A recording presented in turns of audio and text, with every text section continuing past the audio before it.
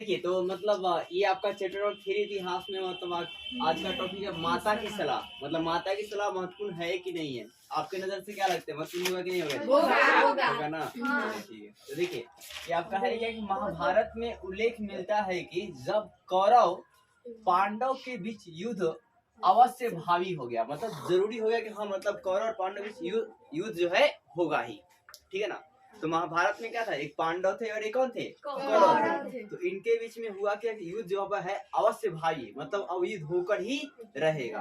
तो ऐसे में हुआ क्या कि जो गंधारी थी, ठीक है ना, गंधारी जी थी, वो अपने ज्येष्ठ पुत्र दुर्योधन से, किसे जी, दुर्योधन से विनती की कि युद्ध न करने की, युद्ध न करने की क्या कीजिए।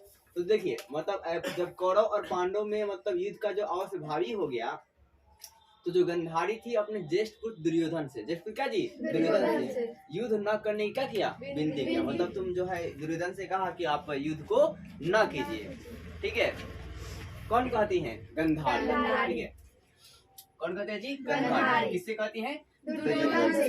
क्या ना करने कहती है, अब है क्या, शांति की संधि करके, मतलब शांति से संधि कर लो, ठीक है ना, मतलब मेलजोल कर लो। शांति की संधि करके तुम अपने पिता और मेरा तथा अपने शुभ इच्छुकों का सम्मान करोगे। क्या करोगे, सम्मान। अगर शांति से संधि कर लेते हैं तो तुम अपना भी और पिता का भी और मेरा भी और जो तुम्हारे चाहने वाले हैं उनका भी क्या करोगे, सम्मान करोगे। कब करोगे सम्मान, जब शांति से संधि कर लोगे। तो देखिए आपने अभी दो लाइन देखा, पहला बात देखा कि महाभारत में उल्लेख मिला कि मतलब कौरव और पांडव के बीच मतलब है क्या कि मतलब जब युद्ध की आवाज भारी हो जाता है, तो ऐसे में जो गंधारी थी अपने ज्येष्ठ पुत्र दुर्योधन से विनती करती है कि वो युद्ध न करे। फिर उसके बाद मतलब है क्या, वो बोलती है कि इस ऐसा अगर करोगे मतलब शांति से संधि कर लो। क्या कर लो, शांति से संधि कर लो, और जिससे क्या होगा कि तुम्हारा भी और फिर तुम्हारे पिता का भी, फिर मेरा भी और तुम्हारे इच्छुकों का भी क्या होगा, सम्मान होगा, ठीक है ना। सम्मान करोगे तुम, मतलब रिस्पेक्ट कर रहे हो बातों को।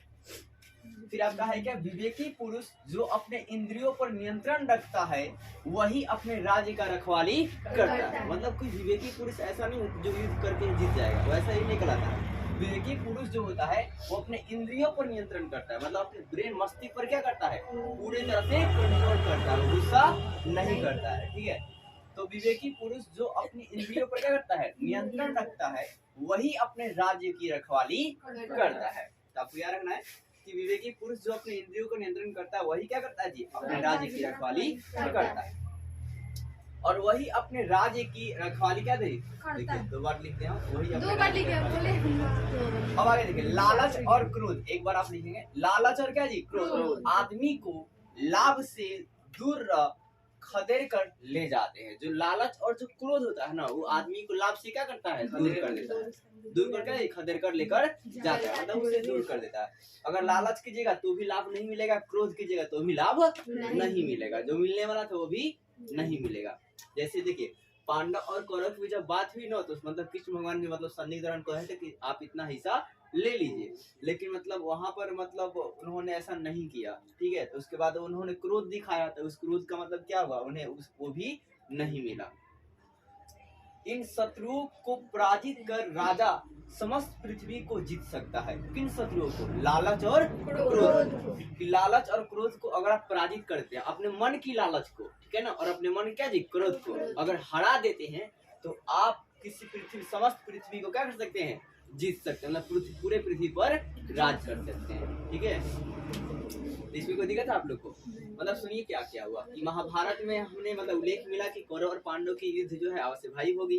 तो उसके बाद क्या हुआ कि जो गंधारी जी थी उनकी मतलब उनके एक जेठ पुत्र थे दुर्योधन, उनसे युद्ध न करने की क्या किया, विनती किया कि युद्ध बाबू मत करो, शांति से संधि कर लो, और शांति से संधि करोगे तो तुम अपने और फिर पिता का और फिर क्या जी, मेरा और अपने चाहने वाले का सम्मान करोगे, मतलब रेस्पेक्ट कर रहे हो, इसलिए मतलब बात को मान रहे हो मेरे, ठीक है। और पुरुष जो विवेकी पुरुष होते हैं वो अपने है क्या कि इंद्रियों पर नियंत्रण रखता है, अपने इंद्रियों पर क्या करता है जी, नियंत्रण रखता है, और लालच और क्रोध आदमी से, और वही अपने राज्य को क्या करता है जी, रखवाली करता है। जो अपने इंद्रियों पर नियंत्रण रखेगा वही अपने राज्य का रखवाली करता है। फिर लालच और जो क्रोध है आदमी को लाभ से क्या करता है, दूर खदेड़ देता है। लालच और क्रोध जो है आदमी को लाभ नहीं कभी देगा, ठीक है। और इन शत्रुओं को पराजित करके राजा समस्त पृथ्वी को जीत सकता है। मतलब लालच और क्रोध को अगर आप पराजित कर देते हैं, अपने मन की लालच और क्रोध को, तो आप पृथ्वी के समस्त पृथ्वी को क्या कर सकते हैं, जीत सकते हैं। आगे बोले उन्होंने, मतलब वो गंधारी जी ही बोलती हैं, हे पुत्र तुम विवेकी और विवेकी, तुम क्या जी, विवेकी मतलब तुम विवेकी हो, ठीक है ना, मतलब धैर्यवान हो, और वीर पांडव के साथ सानंद इस पृथ्वी पर भोग करोगे। अगर तुम शांति से संधि कर लेते हो तो तुम क्या करोगे, तुम विवेकी हो और वीर पांडव के साथ सानंद, ठीक है ना, मतलब साथ उनके साथ, ठीक है, इस पृथ्वी पर क्या करोगे जी, भोग करोगे। मतलब अच्छा से भोग विलास सब कुछ करोगे, सब कुछ आपको मिलेगा।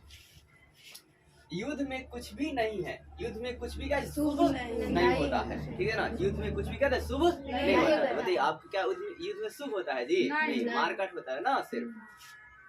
अब भाई ना धर्म और अर्थ की प्राप्ति होती है, युद्ध में ना धर्म की प्राप्ति होती है और ना ही कोई अर्थ की प्राप्ति होती है। सीधी सी बात है, वैसे उसमें मारे जाएंगे, या तो कोई हारेगा या तो कोई जीत जाएगा, और जरूरी नहीं है कि जीत भी जाए। और युद्ध के अंत में सफलता मिले यह जरूरी नहीं है। और यह ना ही प्रसन्नता की है, क्या जी, और यह ना ही क्या जी, प्रसन्नता की है। प्रसन्नता मतलब खुशी की बात है। युद्ध ना तो खुशी की बात है, और न ही उसमें धर्म की कोई जीत होती है, और न ही उसमें कोई अर्थ की प्राप्ति होती है, ठीक है ना। इसमें भाई साहब युद्ध तो है क्या कि युद्ध के अंत में सफलता मिले ये भी जरूरी नहीं है। और अपने मन को युद्ध में लिप्त मत करो। तुम्हारा जो मन है, मतलब दुर्योधन से गांधारी जी बोलती है कि अपने मन को युद्ध में क्या करा जी, लिप्त मत करो, उसमें मन को मत ले जाओ युद्ध में, ठीक है। दुर्योधन ने माँ की सलाह को नहीं मानता है। जितने जी मतलब गांधारी जो बोलती है उन बातों क्या जी नहीं मानते हैं, और युद्ध को हार जाता है, युद्ध का जी हार जाता है। इससे पता चलता है कि माँ की सलाह को मान लेते तो यह कुछ मिल भी जाता, ठीक है। तो युद्ध हार गए थे, ठीक है ना। अब इससे मतलब दुर्योधन ने माँ की सलाह नहीं मानी और युद्ध क्या जी हार गए। इसलिए माँ की जो सलाह है बहुत ही क्या जी महत्वपूर्ण है। हमें माँ की सलाहों को मानना चाहिए। अगर वो कह रही है कि ऐसे नहीं जाना है तो ऐसे नहीं जाना है। हो सकता है कि शायद गलत रास्ता है, इसलिए वो आपको मना कर रही है, ठीक है।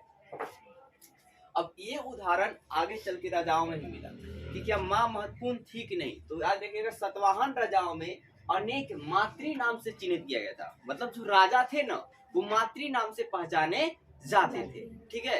लेकिन जो सिंहासन था, जो क्या था जी सिंहासन था, उसका उत्तराधिकारी पितृसत्तात्मक था। क्या था पितृसत्तात्मक, मतलब पिता के बाद उनका बेटा उसका उत्तराधिकारी बनेगा, मतलब राजा बनेगा। मतलब राजा माने है तो राजा का जो बेटा होगा वही फिर से राजा बनेगा। इसको बोलते पितृसत्तात्मक व्यवस्था, ठीक है। तो लिखा है कि सतवाहन राजाओं को अनेक मातृ नाम से चिन्हित किया गया था। इससे प्रतीत होता है कि माताएं क्या थे जी कहाँ सतवाहन वंश में, ठीक है। फिर महाभारत में भी, किंतु सिंहासन का उत्तराधिकारी क्या होता था, पितृवांशिक व्यवस्था होती थी। कौन होती थी, पितृवांशिक व्यवस्था होती थी। मतलब पिता के बाद उसका बेटा, फिर उसका बेटा, उसका बेटा, फिर उसके बाद उसका बेटा बनते चला जाएगा। तो बोले कोई दिक्कत है, तो बस इतना ही।